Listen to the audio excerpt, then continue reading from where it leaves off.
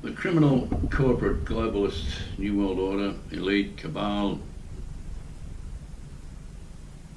shadow government, Satan, call it what you want, there's many names just like him, has managed in the last 100 years to weaponize the water, the food, the medicine, the air, everything.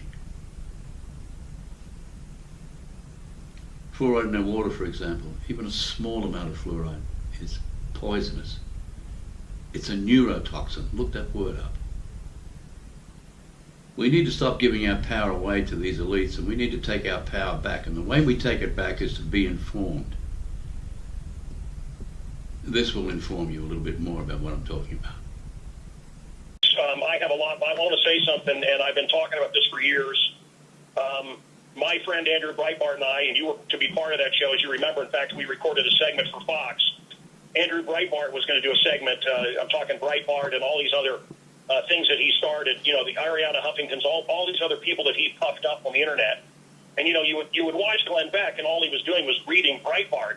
But Breitbart and I were working on a TV show, and he was going to do a thing on Fox News Channel, and he was going to do a segment called Future News, and he told me that he had video that would bring down Obama, blah, blah, blah. Hours before he was going to release it on my show and nationwide, worldwide, he was found dead. And they announced it immediately. Alex, I've been doing this since 1984, 85. Okay, I've been doing this for a while. I've never seen anything like it. Michael Jackson, whoever, Amy Winehouse. Don't jump to conclusions. We don't know if it was drugs. Wait a minute, what? I've never seen anything like it. When Andrew Breitbart died,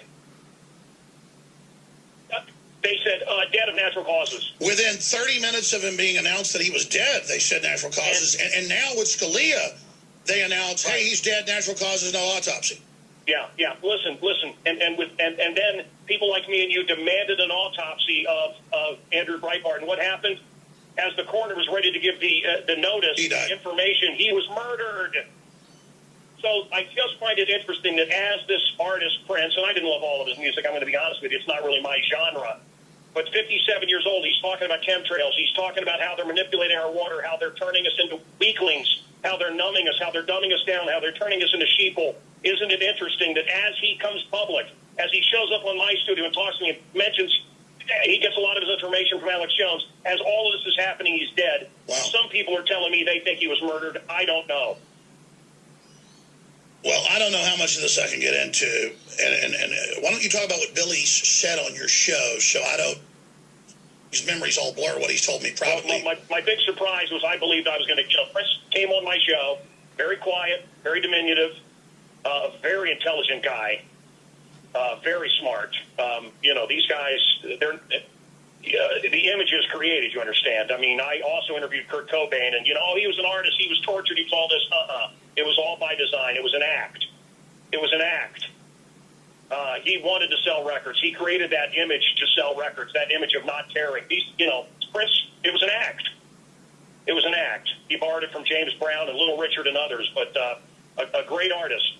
I've been invited, not just to speak at Oxford and Cambridge, and then I was told, you've been offered that? That's really the cover for this by a high-level person in Hollywood, and then sure enough, it did happen.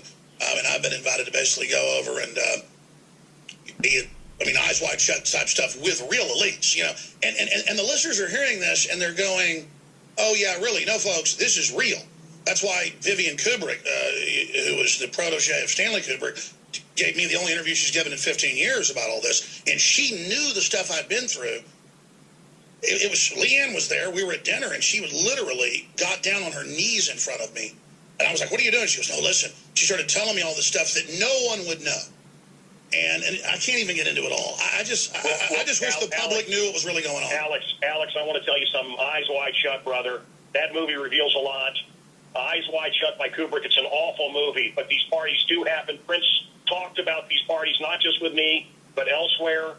And are you willing? And look, there's a great drug that my listeners have and your listeners have. And Alex, hell, you had it and I had it. And that drug is if we only had fame or we only had money or we only had this or that, we'd be happy. And I know, Alex, the battles that you've had in your life. But this drug we have sold people, this idea that fame will cure them. And so I understand that people are literally willing to sell their soul for it. You and I haven't. And I want to tell you that Billy hasn't.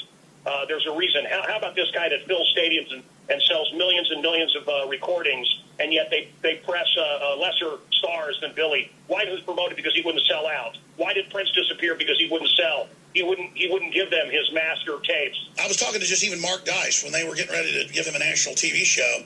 Oh, he's awesome. With some of the folks from Motley Crue. He's in the meeting, and the head producer, not with Motley Crue, but with this big TV network, goes, "Listen, Mark, what's wrong with the devil?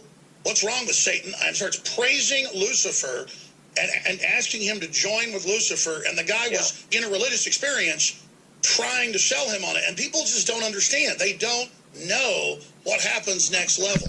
And you've got all these shows where Lucifer's this sweet guy out in L.A., on TV now, and he loves everybody. I mean, these people are really trying to bring in this satanic takeover. And you look at Lady Gaga has to have bodyguards around her at night because she's terrorized by demons and ghosts and screaming and yelling and flopping around. Kesha, all these people have become just conduits of interdimensional evil, whatever you want to call it. It is insane. What's wrong? You don't like a small group of psychos hijacking your country? Well, become president of the United States and change it from the... Never mind.